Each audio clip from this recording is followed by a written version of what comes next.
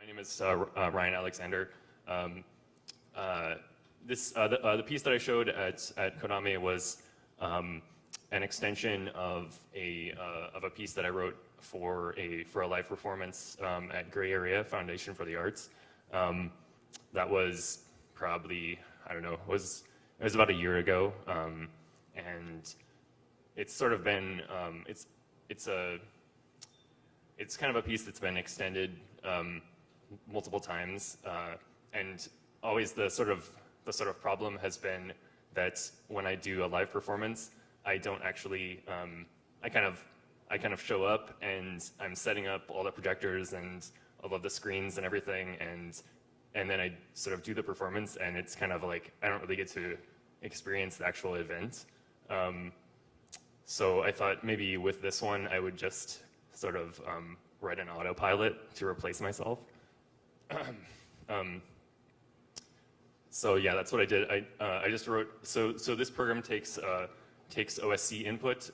So I just wrote a Node script that outputs sort of OSC signals, trying to emulate what I would do in a live performance. And it works okay. Sometimes it hits some valleys that where the motion gets kind of uninteresting for a minute.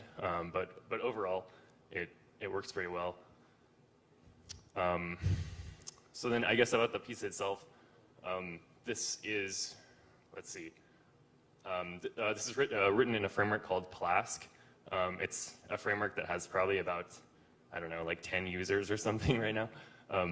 And it's a sort of visual coding environment written on top of Node.js, and that makes it really easy to sort of speak over a network, read and write JSON, kind of like hack things up really quickly. So I kind of I thought it was pretty cool. I guess what's going on here is that there's sort of like these emitters where there's like several meshes that have points sort of emitted from them. These points are sort of like evenly distributed over the surface of the mesh, and they go into this noise field. The noise field is kind of is being sort of like sampled multiple times with like a curl operation. I read this paper by Robert Bridson. Oh, see, this is one of the valleys where it's kind of like, it'll black out for a second. But basically, this curl operator, I mean, you guys probably know this, like working at Adobe, but it takes, so the problem with a noise field is that it will, there's sort of like these gutters that particles will go into if you just straight up kind of like if you straight up sort of like use the noise field as like a vector. So you can actually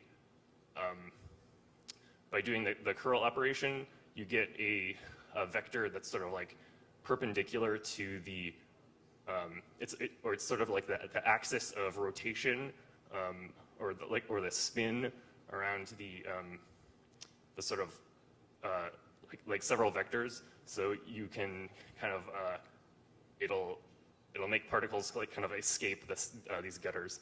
Anyway,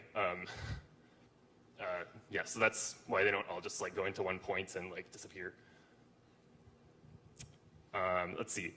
So beyond that, there's also this sort of mode that happens where the particles start like sampling the sort of the buffer behind them.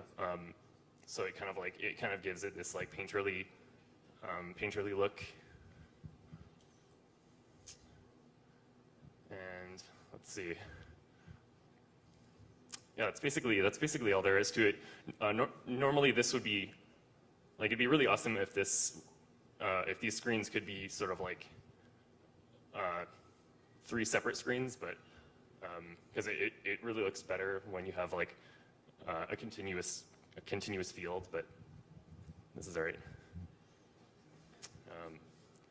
Yeah, So I guess, yeah, I guess that's all I have to say. Thank you.